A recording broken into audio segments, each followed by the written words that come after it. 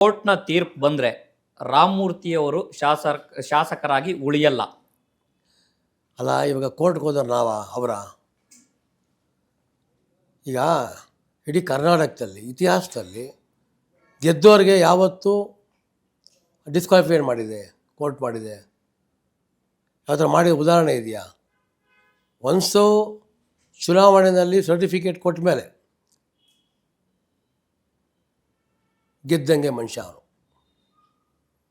ಇದೇ ಕೃಷ್ಣಮೂರ್ತಿ ಯಾವುದು ಸಂತೆ ಯಾವುದು ಒಂದು ಓಟ ಗೆದ್ದರು. ಕೃಷ್ಣಮೂರ್ತಿ ಅಂದ್ಬಿಟ್ಟು ಯಾವುದಪ್ಪ ಅದು ಸಂತೆ ಮಾರನಹಳ್ಳಿ ಅಲ್ಲ ಇದರಲ್ಲಿ ಒಂದು ಓಟ ಗೆದ್ಗಮ್ಮ, ಒಂದೇ ಓಟು.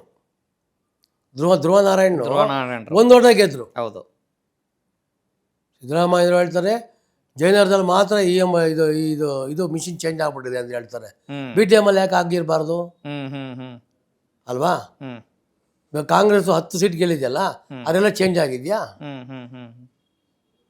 ನೋಡಿ, ಒನ್ಸು ಚುನಾವಣೆ ಆಯೋಗ 2 ಬಾರಿ ಅಲ್ಲೇ ರೀಕೌಂಟಿಂಗ್ ಮಾಡಿ ನನ್ನ ಮನವಿಯನ್ನು ಪರಿಗಣಿಸಿ, ಇಂದಿನ ಶಾಸಕರ ಮನವಿಯನ್ನು ಪರಿಗಣಿಸಿ, ಒನ್ಸು ಮತ್ತೆ ಎಗೇನು ಅದನ್ನ ರೀಕೌಂಟಿಂಗು ಇಡೀ ಎಲ್ಲ ಕಮಿಷನರ್ಗಳ ಮುಂದೆ ಚುನಾವಣೆ ಆಯೋಗದವರು ಪ್ರತಿಯೊಬ್ಬರು ಕೂಡ 3-4 ಕ್ಯಾಮ್ರಾಗಳು ಹಾಕ್ಬಿಟ್ಟು ಇವತ್ತು ಮಾಡಿಬಿಟ್ಟು ಅಲ್ಲಿ ಸರ್ಟಿಫಿಕೇಟ್ ಮಾಡಿ ಒಂದ್ಸಲಿ ಕೊಟ್ಟಿದ್ದಾರೆ. ಅದು ಸೋಲನ್ನು ಒಪ್ಕೋಬೇಕಲ್ವಾ?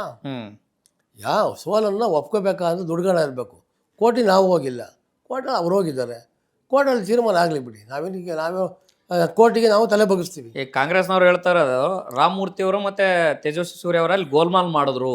ಈಗ ಗೋಲ್ಮಾಲ್ ಮಾಡೋಕ್ಕೆ ಅದೇನು ಮ್ಯಾಜಿಕ್ಕಾ ಸರ್?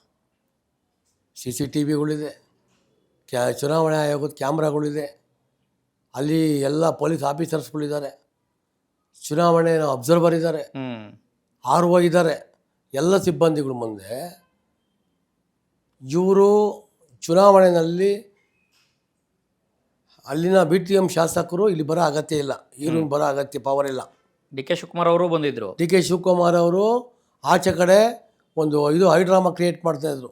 ಒಳಗಡೆ ಯಾರು BTM ನಮ್ಮ ನಾಯಕರು ಅಲ್ಲಿ ಒಳಗಡೆ ಬಂದು ಬರಬಾರ್ದು, ಹೈ ಡ್ರಾಮಾ ಕ್ರಿಯೇಟ್ ಮಾಡೋಕ್ಕೆ ಹೋದ್ರು. ಅದೆಲ್ಲ ಪೊಲೀಸ್ನವರು ಮಾಡಿದ್ರು.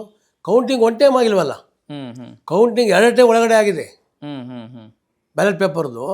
ಇಲ್ಲ ನಾವು ಅವ್ರದ್ದೇ ಮಾಡಿ ಅಂತ ಹೇಳಿದ್ವಲ್ಲ, ಮಾಡಿದ್ದಾರೆ, ಕೋರ್ಟಿಗೆ ಕೊಟ್ಟಿದ್ದಾರೆ. 1 ಟೈಮ್ 2 ಟೈಮ್ ಮಾಡಿದ್ದಾರೆ ಅಂತ.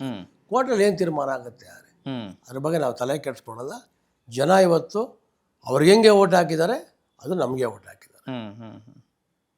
ಇವತ್ತು ಆ ದೃಷ್ಟಿಯಿಂದ ಇಲ್ಲಿ ಕೆಲವು ಕಡೆ ಕಾಂಗ್ರೆಸ್ಸಿಗೆ ಮತಗಳು ಬಿದ್ದಿದೆ, 1-2-3 ವಾರ್ಡಲ್ಲಿ. ಕೆಲವು ಕಡೆ BJPಗೆ ಮತ ಬಿದ್ದಿದೆ. ಇದನ್ನು ಅವರು ತಗೋಬೇಕು. ಹೌದು, ಈ ಥರ ಅಂದ್ಬಿಟ್ಟು ಕೋರ್ಟ್ಗೆ ಹಾಕ್ಕೊಂಡ್ರೆ ಕೋರ್ಟ್ಗೆ ಹಾಕ್ಕೊಳ್ಳಿ, ನಾವು ಬೇಡ ಅಂತ ಹೇಳ್ತಿಲ್ವಲ್ಲ. ಅವ್ರಿಗೆ ಒಳ್ಳೇದು, ದೇವ್ರು ಒಳ್ಳೇದು ಮಾಡಲಿ.